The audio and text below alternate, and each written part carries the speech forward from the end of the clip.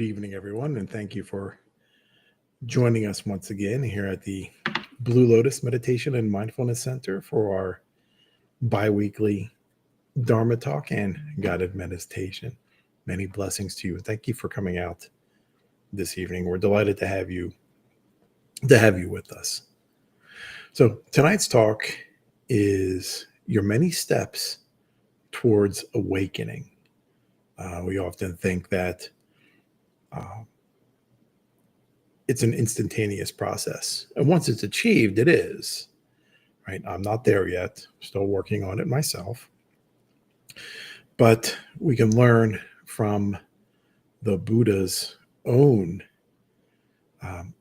reincarnations or rebirths on, how long it took him towards his own awakening and how his life or his many lives, each taught valuable lessons and allowed him, right, to eventually achieve his enlightenment or awakening. And so there are many steps, but we can also maybe reframe that to, instead of even awakening, perhaps even just our daily goals, yearly goals, our changing our behavior.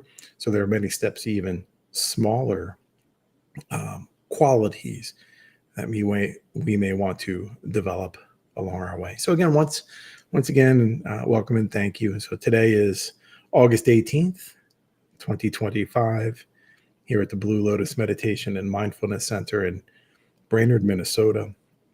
We are delighted to have you with us, of course. So just a brief announcement that we do have our YouTube channel memberships. It's just $1 a month, 99 cents, I believe. And it's a wonderful way for you to help support us, low cost, right? But allows us to extend our reach and maintain our reach to the millions of people, that we impact and get to see our videos and interact with us on a even daily or monthly basis. We don't have 1 million people interacting with us daily. That would be a lot for us, but individually. But watching videos, asking questions, and sitting in on guided meditations and retreats that we have in person. So it's a wonderful way for you to support that, as well as receive some behind the scenes videos and goings on and so forth.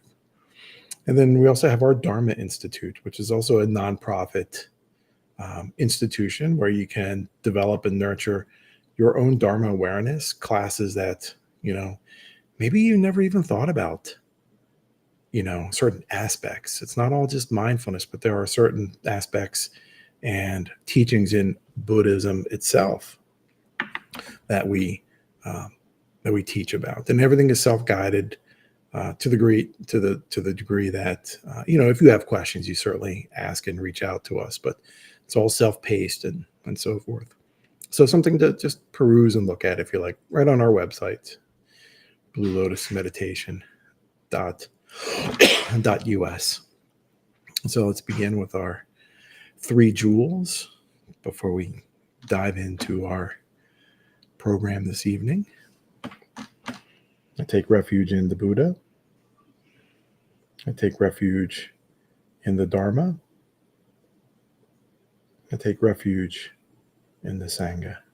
Sathu, Sathu, Sathu. So wonderful. So again, tonight's topic is your many steps towards awakening. And with that, with many steps, right? Sometimes we can become overwhelmed, right? Sometimes we can feel defeated. Like, wow, there's just a lot to do, right? And not even necessarily towards our own awakening, but even towards just goals. Perhaps you are a university student, right? Before you complete your degree, you have a lot of classes to take. And each one of those is a little step.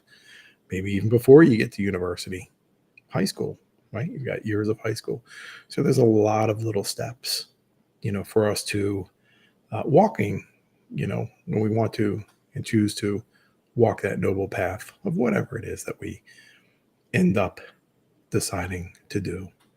And so we have to have resilience for all of those steps, because there will be difficult times. And that's what this guided meditation is for. So let's begin by taking a moment to settle our bodies into a comfortable position, whatever you like.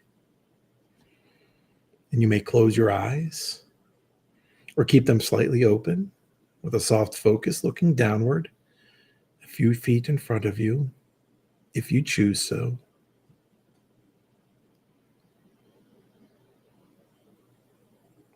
Breathe in. Pause.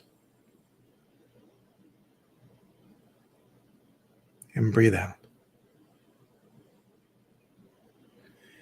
And you're allowed and invited to have a half smile simply rest on your face at this time. Meditations are a time for us to connect with ourselves and explore in a peaceful, uplifting environment. So smiles are welcome.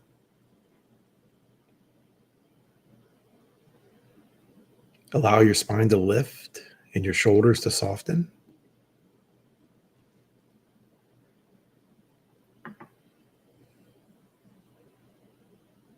And soften your belly as you continue to settle in.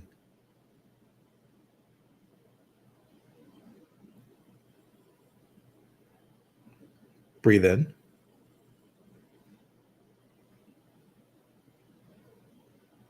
Pause.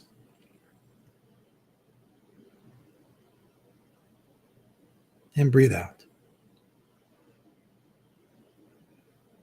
Good. So let's meditate on our own resilience in difficult times. And ground yourself in the body, feeling the feet on the floor or your body in a chair or on a cushion. And the movement with your breath.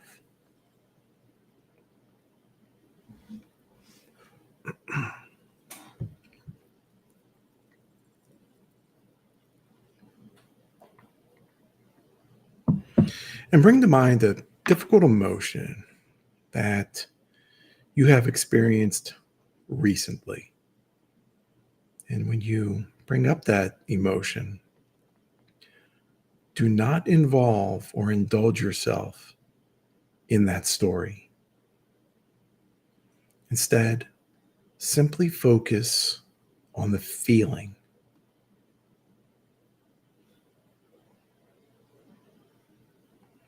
And you can do this by tuning in first to the body.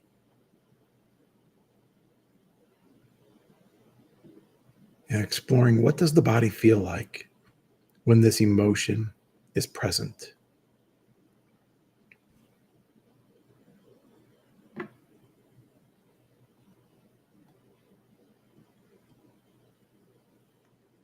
Feeling the emotion in the body, investigate your capacity to be with it. What feels overwhelming or unmanageable?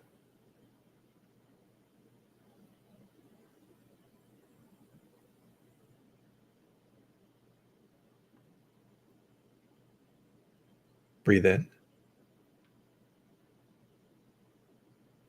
Pause.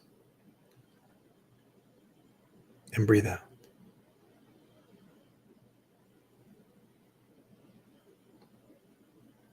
And ask yourself if we're able to handle that feeling in this singular moment.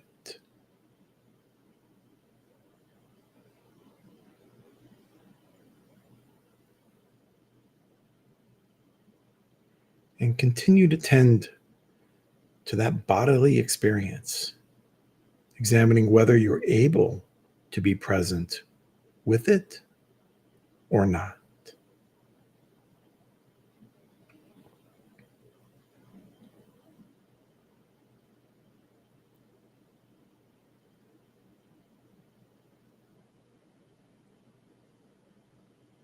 Then after a few moments, move your attention to the mind and the mental state.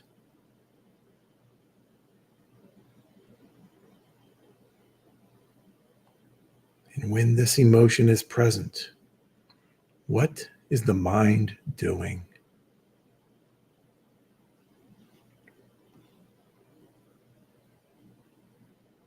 And simply notice the thoughts that arise and the general feelings of the mind.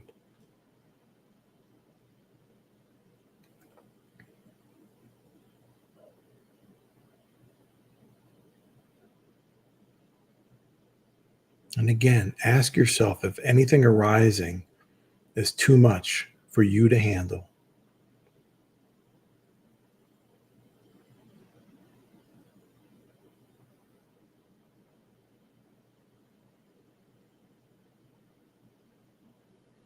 And then for the final few moments for this guided meditation, reflect on the pains and difficulties you have gone through over your life.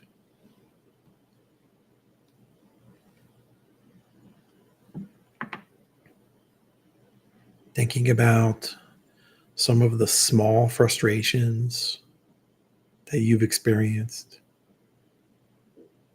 and the larger experiences of grief and tragedy or love. All of this, you have made it to this moment here today.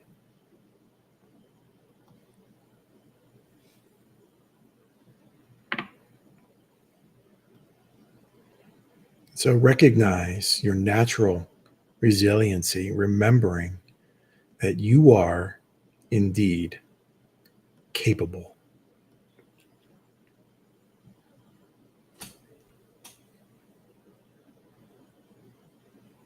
Okay, and go ahead and when you're ready, open your eyes and reorientate your body if you need to this position, to your comfortable position.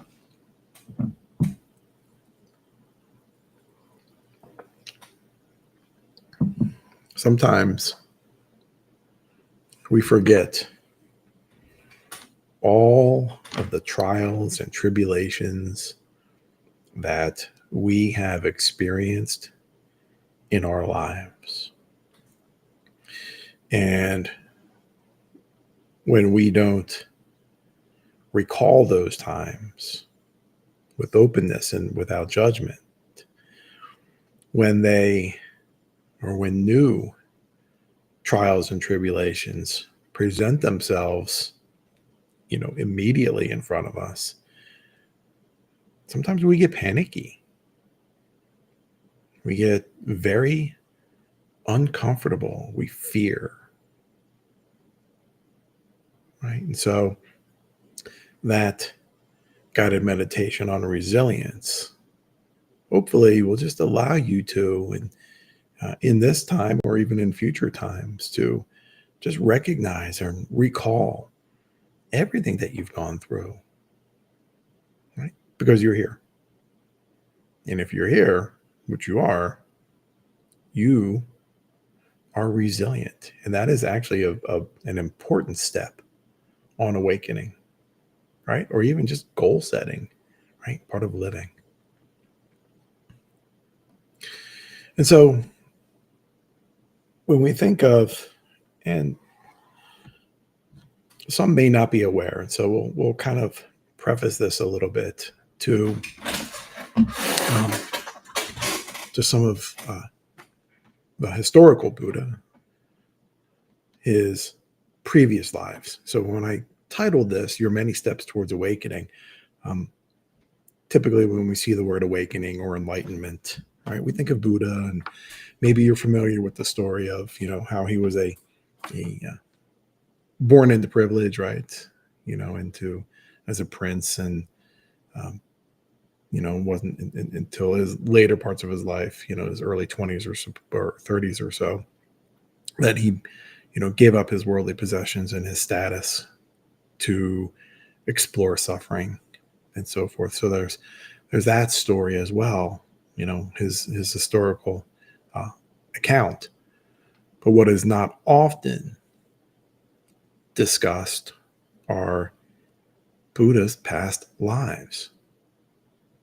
right? And so all of those tales in Buddhism that teach about his past lives, they call them Jataka tales. So Jataka, Jataka tales, and they are very similar to fables and whatnot, where a certain situation presents itself, a moral lesson is learned, and Buddha is the teacher. Excuse me, Buddha is the teacher to someone else, and um, once the Buddha himself achieved his own enlightenment or awakening, it was only then he was able to recall over 554 of his past lives, and with perfect recollection. So sometimes maybe some of you have done, past life regressions and tried to catch a glimpse of, if that's something that you believe in, some of your past life experiences and whatnot. But it'll be very difficult to do. So once you achieve your awakening, your enlightenment, then you'll be able to recall all of them. But some of Buddha's past lives involved him being an outcast, just somebody on the fringe of society, but as well as being a king and a whole slew of animals, from an elephant, to a cow or a bull, and so forth. A whole slew of animals out there, and as well as a diva, which is a semi-godlike deity, kind of like a sprite, along those lines, or trying to think of another word or another analogy for a diva, but a little on the, not quite a full god, but above a mortal as well, and as many more as well. So, but what I would like for you to do when we think about our own steps, and so each one of those lives, to kind of circle back slightly, each one of those lives where that are talked about in the Jataka tales represents a lesson, right, that he learned and carried forward into his next life until, when he was born a prince, Siddhartha. But what I would like for you to do now, right, is think about where you are, right, and without recalling the past, okay, and without judgment.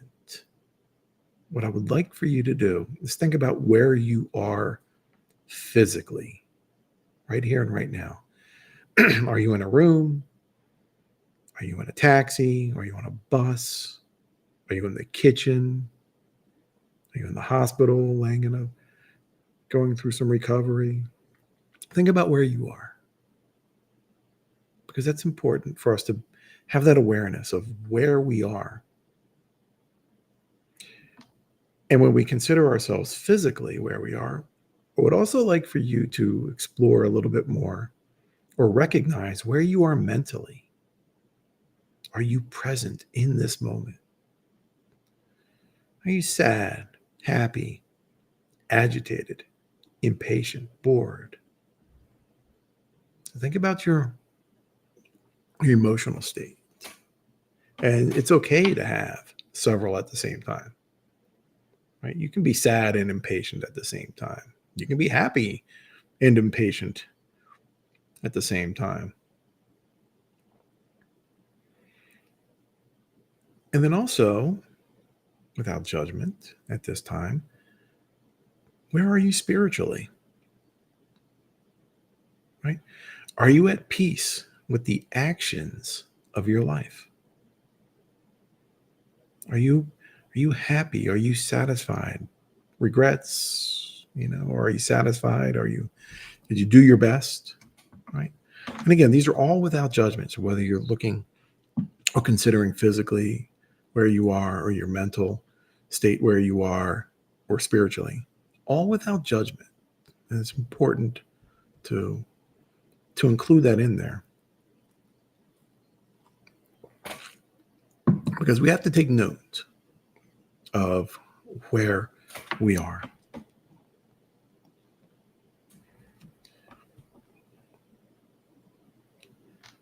Now we can also consider where you've come from. Okay. And again, without judgment, excuse me, think about, again, without judgment, where did you come from? Right? Where were you physically and mentally and spiritually 20 years ago? That's a long time to recall. Right? But you have a pretty good idea where you were 20 years ago. You may not remember everything. Right? Where were you 10 years ago with those same conditions, right? Again, without judgment, physically and mentally and spiritually. Where were you 10 years ago? What about 5 years ago?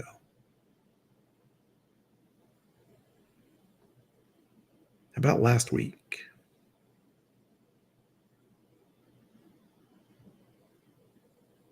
Yesterday? Or even the past hour, right before this Dharma talk started? Because the moment is only in the moment.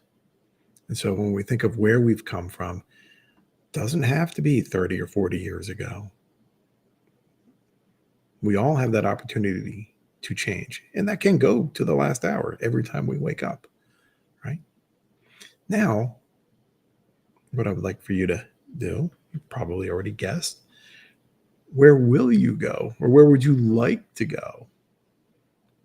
Right? And so without judgment, and this next part is important, without judgment, and then not too distant future.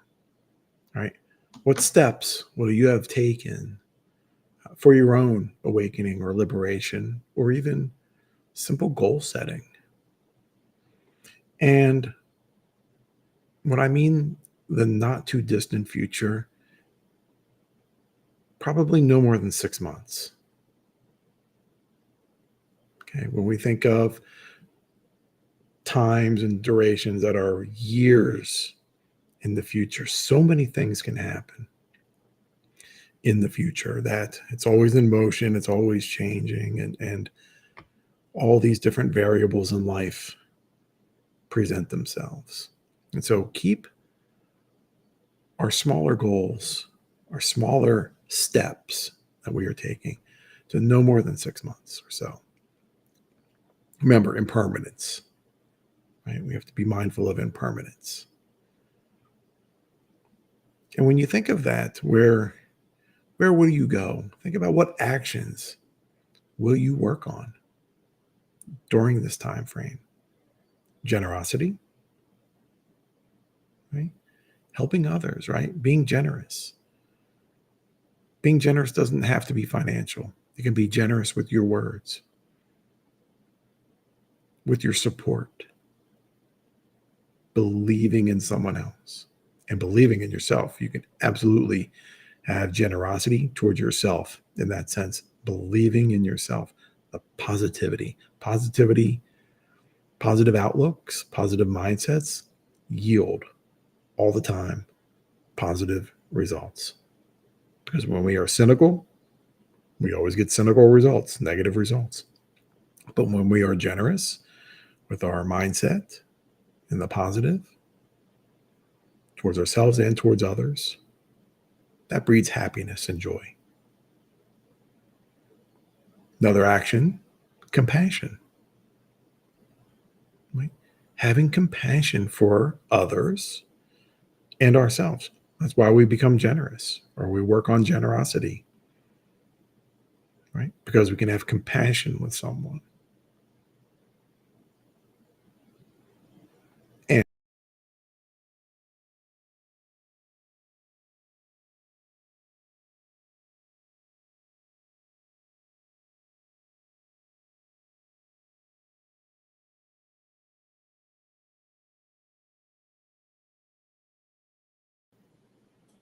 all right, looks like we had a small little drop in our stream efforts, our streaming.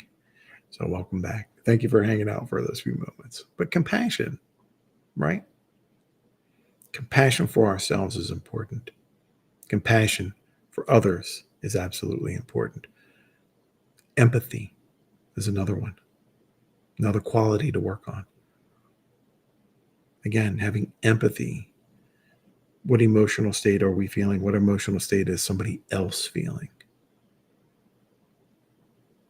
And so, with compassion and empathy, it's been described, and accurately so, as two wings on the same bird.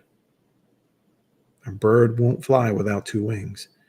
Humanity and yourself will not survive or find the joy and liberation of awakening without compassion and empathy. There are so many bodhisattvas out there that infinite compassion. In fact, one of the phrases I say to myself in my morning meditations are, as boundless as the universe is, let those be the limits of my compassion towards all living beings. And so compassion and empathy. And to nurture both compassion and empathy, we have to have a meditation practice. Okay? Meditation practice is how we develop all of those skills of generosity, compassion, and empathy, and a whole slew of others that only help mankind, help us along our way towards awakening, because we cannot awaken ourselves if we don't have those qualities of empathy and compassion and generosity. It's not going to happen. You will not achieve awakening with greed, with anger, with envy, with jealousy. If those are the qualities that someone nurtures, they will always exist in suffering. So to kind of just maybe wrap up a little bit to bring us to our final thoughts and final few moments, the Buddha himself did not experience awakening in a single lifetime and after a single realization, right? Like we mentioned, 554 different lifetimes, right? And so each of those lifetimes that he experienced, right, he was presented, right, with a difficult situation, just like in that guided meditation, right, for resilience, with a difficult situation. And it was then, during that specific lifetime, that he learned a new lesson, right? He had a realization and he nurtured that particular quality and skill, right? So same thing for us, same thing for you, right? We each day, the same holds true for us and for you. Right? Each day when we wake up, we are given the opportunity to develop and nurture the same exact qualities as the Buddha. What stops us? Us. What stops us sometimes? Society, right? Society oftentimes promotes greed and ignorance, right? And jealousy and envy, consumerism.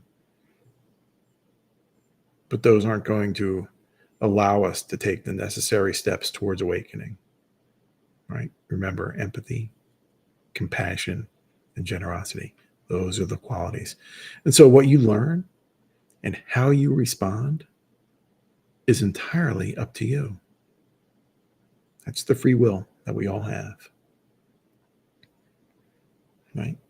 But even with that free will, eventually we pick up on it. May not be this lifetime, may not be in the next 30, right? But eventually we pick up on, all right, got to develop compassion, empathy, and generosity. And so you're here, you're watching this now, which means that you want to learn and develop and nurture empathy and compassion and generosity so that you can take those steps towards your own awakening. So something to consider. as we go about our daily lives, right?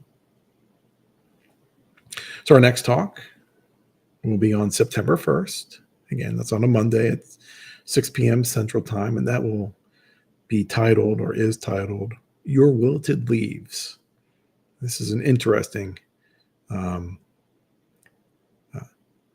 topic that I saw outside some wilted leaves and on some plants and so forth. I started thinking about it. I don't want to give too much away just yet, but thinking about our wilted leaves and those qualities that we have that perhaps deal with empathy, compassion, and generosity.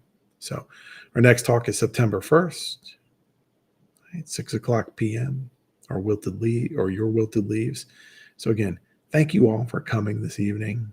We wish you many blessings. If you're watching this live, thank you so much for spending your precious time with us. If you're watching us on a future replay, we're delighted to have you with us.